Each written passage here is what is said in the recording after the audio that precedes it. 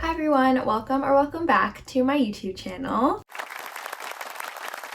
I like to mostly talk about books and journaling on here, and today I'm going to be doing another video inspired by some videos that I've been seeing on my YouTube home feed recently, and that is these like journal evolution videos. I haven't clicked on the actual video, so I'm not entirely sure what they're supposed to entail, but the title itself intrigued me to talk about all of my previous journals here. So I just thought this would be really fun to kind of look through my old journals and see how my journaling style has changed over the years. So for a little bit of background, I used to rotate between 4 different journals, and now I kind of rotate between 3 different journals, and I just kind of overall have changed a lot of the style and type of journaling that I do, and I'm really excited to kind of talk through that with you guys. Some of these journals I have shown pages for in previous videos, and then some of them I actually haven't. So we have some never before seen journal pages that I'm going to show in this video. But yeah, I really hope you guys enjoy it and kind of get some inspiration maybe for your own journal. And yeah, I think it'll be fun just to go through my whole journaling journey, if you will. But yeah, let's move over to my desk so I can go ahead and start flipping through all of these journals. So here we have my full stack of old journals, 4 different ones like I mentioned, and I love seeing how full they are. Like, it's just so satisfying to see every page covered from front to back. I just love how thick they are, and I would really recommend getting journals with a strap on them because it really helps keep all of those thicker pages together. Anyways, I'm going to start off with my art journal because this is the one journal that I don't believe I've shown in any of my videos on here, so this will be fun to flip through.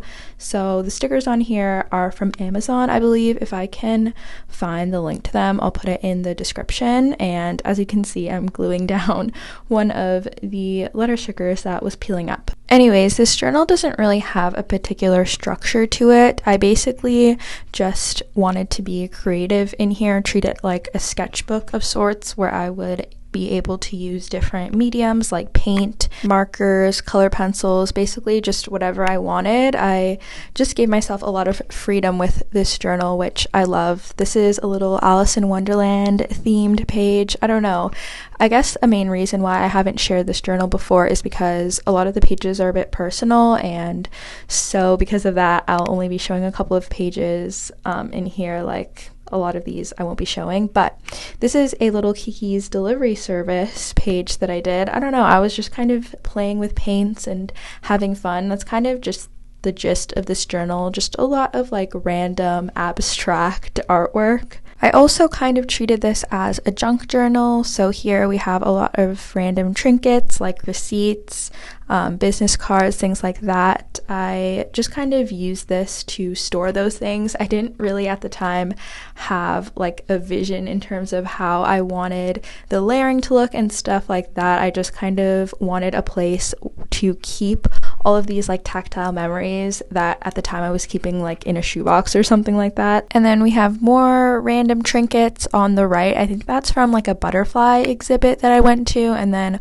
on the left, I wrote down the menu of a restaurant that I went to on Valentine's Day that I wanted to remember. So just really random trinket-y stuff like that. But going back to the previous page, I want to compare this to how I keep tactile memories in my journal now.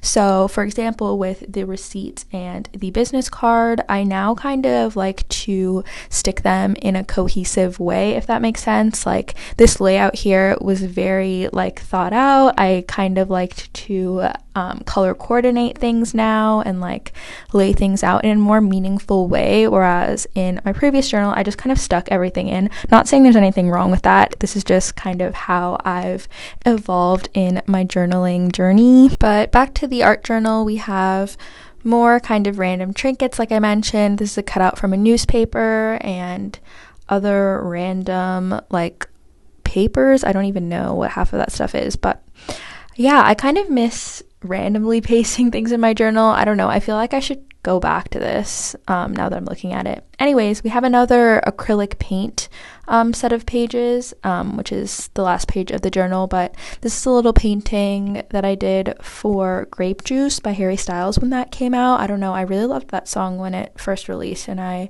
was inspired to do a little painting of a window. But yeah, that is my art journal / junk journal. That's the brand. I got it for Christmas, I think, so it's just a mixed media sketchbook that you can pretty much find anywhere. Okay, next we're gonna do my last year's bullet journal. I have a full detailed flip through of this journal, which I'll link in the card, so I'm not going to dwell on every single page, don't worry. I just want to highlight the main ones that I can compare to my current journals. So we'll start with the reading log, because I feel like this is definitely one of the most like dramatic changes that I've made. So originally here we have my reading tracker on a like craft paper background, and then on the right side I did like a quote, which is something that I saw a lot on Pinterest. So a lot of my older bullet journal spreads are very heavily Pinterest inspired, whereas now in my new journal I kind of just try to do my own thing, with also having like a splash of inspo from other journals that I find on Pinterest. Anyways, here we have the shelves, which if you follow me on TikTok, you've probably seen this page a million times. But on the next set of pages, we have the actual log, which I didn't do previously. And then here I would write like the name of the book, the date I read it, and the rating. And I feel like this really elevated how I log my books read. Okay, here we have a quintessential bullet journal spread. So it's a mood tracker and a habit tracker. I believe this was for the month of September, like a couple of years ago. I just don't do these anymore, so I have nothing to compare it to. I just kind of wanted to point out that this is something that I've let go in my journal. I don't know why, but I feel like these type of spreads are just not feasible for me personally. I'm not the kind of person who reaches for their journal every single day, and I feel like these spreads are for people who journal every day, or at least like keep up with their journals daily. I'm more of a mood journaler, so the spreads just didn't really work for me. I fell behind on them a lot. Then we have some really cute like nostalgic spreads, because I did a soundtrack page for the first season of The Summer I Turned Pretty. I loved the music in that show, so I wanted to do a spread about it. And then we have my Studio Ghibli watch list, which I need to update. But I, again, don't really do spreads like this anymore, and looking at this now really inspires me to start doing more of these kind of spreads in my journal. Now we have some reading journal spreads where I would recap a book I read and then also stick in some pictures and stickers that reflect the aesthetic of the book. So here we have The Deal and Magnolia Parks, which is from a couple years ago, and then let's compare to my new journal, so Powerless and Talking at Night. The main difference that I see with these spreads is that I write a lot less words. Like, I don't really have much to say in these spreads anymore. I just like to mainly focus on the aesthetic with the pictures and the layering and things like that. I guess a better comparison would be the next spread here, which is the Chestnut Spring series by Elsie Silver. I feel like this is like my ideal reading journal spread because it's a good mix of pictures and words. So I'm definitely taking a hint from this and deciding that I want to add more writing in my reading journal spreads from now on. Here we have some Taylor Swift album spreads, which is just too perfect because I recently did my journal page for the Tortured Poets department, so we have a perfect comparison for these. But here we have Folklore and Lover, obviously, and I will say that I love the way that my Tortured Poets spread came out in comparison. I just feel like I've gotten a lot better with layering and just like the organization of the pictures. I feel like is more my style. And then while we're here, I'll also show my Evermore and Reputation spreads that I did last year. Okay, so that is all the pages that I'm going to show for this journal. Once again, the full flip through is on my channel if you're curious, but we'll move on to my next journal, which is my writing journal.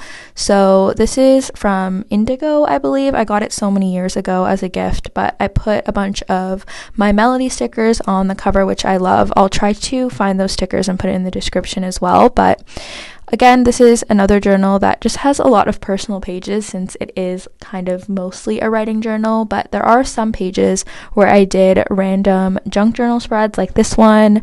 Once again, I just kind of stuck things in. I didn't really have like a theme to it, whereas now in my journal, I like to collage labels and stickers and stuff like that in a more cohesive way.